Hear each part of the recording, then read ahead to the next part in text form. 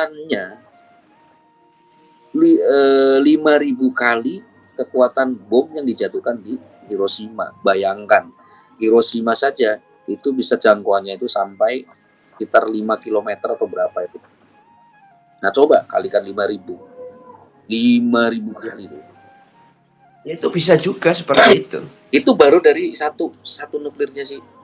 Ini nah kalau setiap negara sering serang kan saling serang nih, dari sini negara A nyerang B, si B nya nyerang C, C-nya nggak terima diterang, saling serang sehingga merata.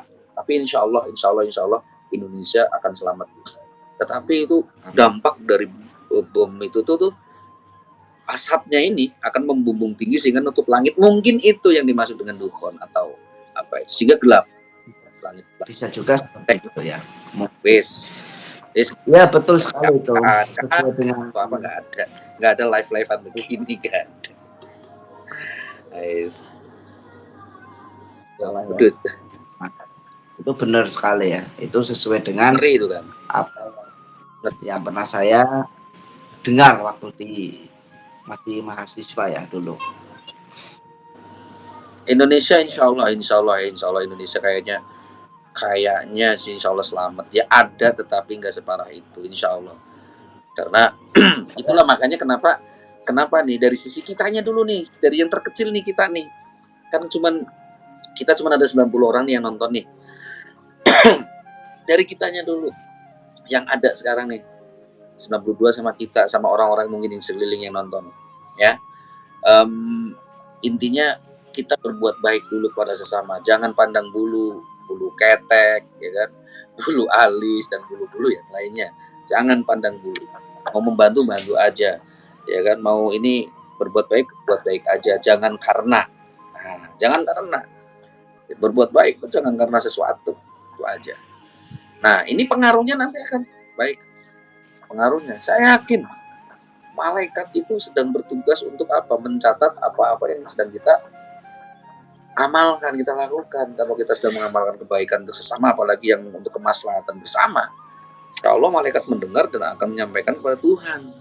Dan selalu akan begini. Memang seperti dongeng kedengarannya kalau bicara masalah akhir zaman. Betul. Tapi hanya kolbu yang bisa menerima. Bukan ini ya, bukan ini. Balik lagi, saya orang teknik industri. Ya, kalau sulit menerima hal kayak gini. Tapi insya Allah kolbu kita bisa menerima. Karena apa? Kolbu itulah yang nantinya akan kembali kepada Robnya, bukan jasad. Kalau otak kan raga itu baliknya ke tanah, ya kan? Kalau roh itu baliknya makanya kembali ke hadiratnya kan gitu, kembalinya ke Allah. Kan gitu. Oke ya. SP on live kayaknya, ya mungkin bisa jadi. Ya kita kan nggak tahu, nggak bisa neropong SP kita kan. Di mana dia atau apa kan nggak tahu. Oke. Itu ya. Jadi bahwasannya bisa juga seperti itu tentang nuklir atau apa. Ya kalau berbicara mengenai tentang SP akhir zaman ya betul itu seperti dongeng. Jangankan masa depan, masa lampau aja nih. Zaman para nabi, mukjizat para nabi kalau diceritakan zaman sekarang, itu hanya dongeng orang mau tidur. Banyak yang saya dengar itu apalagi kalau ini ya, Detikcom itu ngupload tentang kisah-kisah nabi, itu banyak yang berkomen seperti itu. Ya sekarang kalau bukan iman, hanya akal. Ya memang akal nggak mampu. Bagaimana Nabi Muhammad itu ketika Isra Mi'raj, bagaimana ketika Nabi Musa membelah laut dengan sebatang tongkat. Makan temenin Pak Mar, makan nasi goreng. Ya, saya lagi live dulu, belum lapar. Ya, itu kalau ditalar secara akal ya sama istri tuh, subhanallah. Makan tapi nanti makannya. Tidaklah bisa ketemu ya. Tuh, jadi hanya dengan kolbu, betul itu narasumber. Saya izin dulu ya ke belakang. Ya, saya sambil bacain.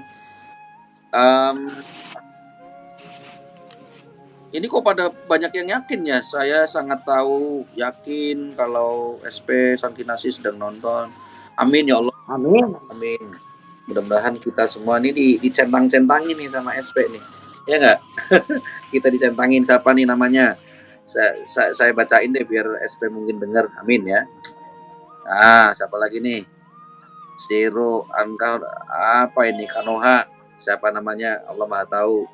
Ya kan? Fadil Muhammad, Ferry, San siapa ini? Arendra Narendra, Medi, Muhammad Samsul, dan lain-lain nih saya sebut lagi. Armadeni, Aris Hendrawan, Ilun, apalagi Andi, Tuan Guru, Aswatama, Muhammad Samsul, dan lain-lain. Mudah-mudahan nama-nama tersebut itu dicatat oleh Allah ya untuk disampaikan salam kepada sang SP. Ada salamnya nih. Assalamualaikum ya Khalifatullah Al-Imam Al-Mahdi. Itu salam untuk SP.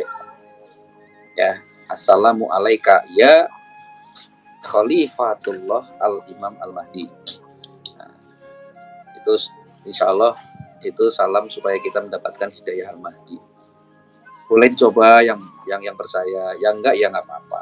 Ini kan kebaikan ya kan. Menurut saya baik, menurut yang lain belum tentu. Tapi kalau mau menjalankan monggo. Mau mengatakan ini bid'ah silakan. Gitu. Itu aja. Jadi insya Allah ya kita pengen ya berbuat baik lah. Jadi ada satu lagu saya tuh suka lagunya Club Project.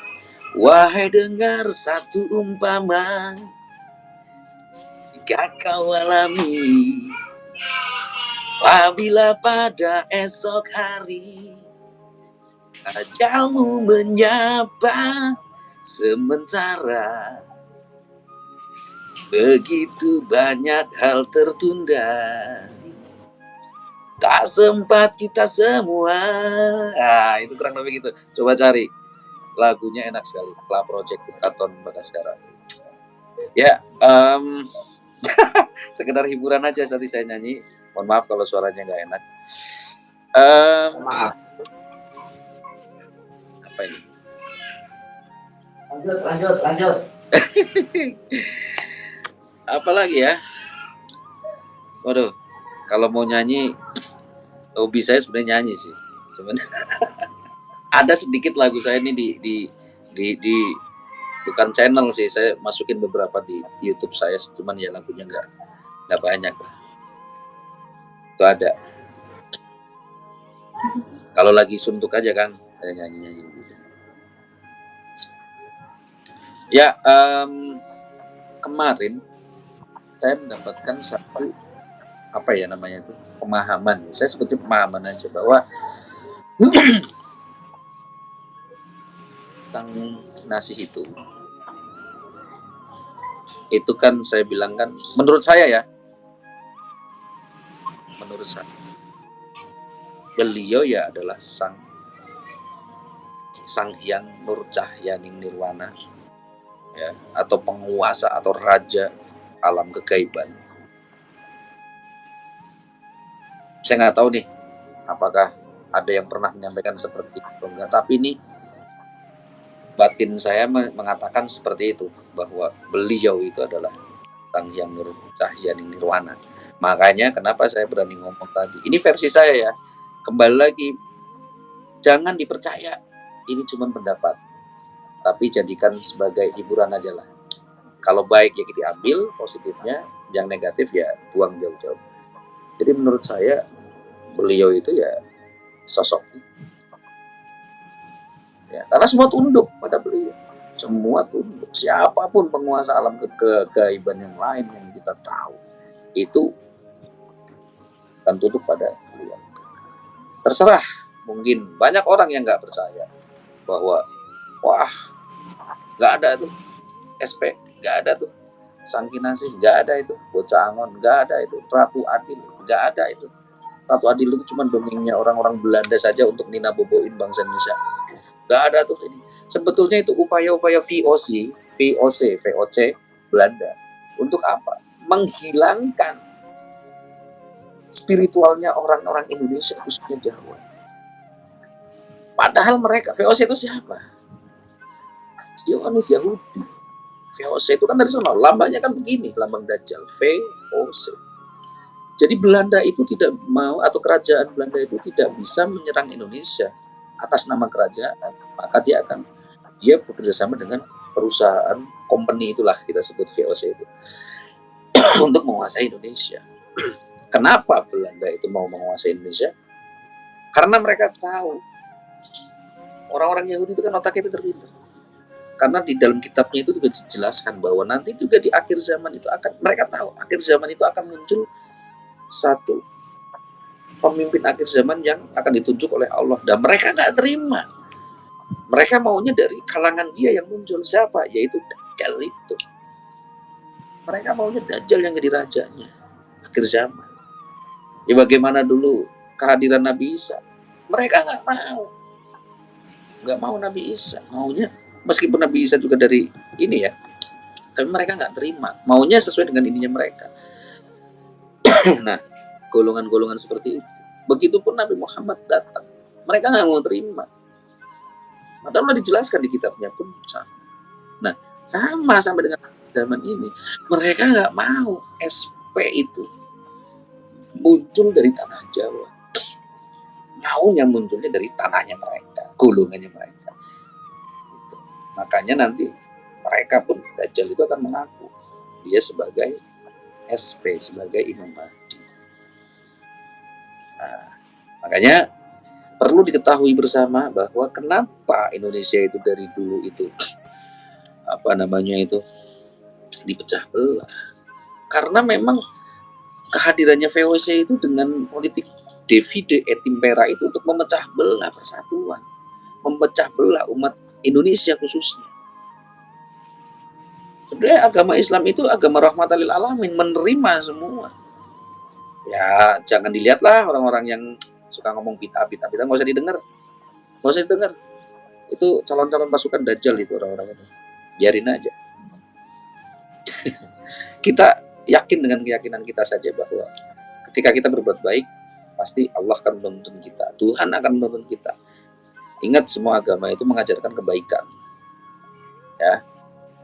Kenapa? Pertanyaan saya bagi Anda yang Muslim, apakah Anda yakin Anda akan beragama Islam ketika orang tua Anda itu dari agama Kristen? Gak mungkin kan? Artinya Anda itu Islam karena keturunan. Kita nggak bisa memilih agama kita apa. Begitupun sebaliknya, orang Kristen, dia terlahir dari orang tuanya Kristen. Apakah kalau orang tuanya Islam, dia akan memeluk agama Kristen? Belum tentu. Nah, itulah makna dari kenapa kehadiran Rasulullah itu adalah rahmatan lil alamin. Al-Quran itu rahmatan lil alamin. Islam rahmatan lil alamin. Imam Mahdi rahmatan lil alamin. Rahmat bagi sekalian alam. Bukan untuk menyerang yang berbeda, agama beda, bunuh, kafir, darahnya halal. Bukan begitu. Itu sinting itu. Ya, itu bukan Islam. ISIS itu siapa yang bikin ISIS? Bukan umat Islam. Yang bikin dia nggak jauh dari sono, Zionis. Kemarin saya sedikit menjelaskan tentang Islam garis keras yang Khawarij ya. Tapi tidak semua Islam garis keras loh ya. Jadi yang suka debat Khawarij akhirnya jadi Khawarij. Khawarij itu artinya keluar dari baris.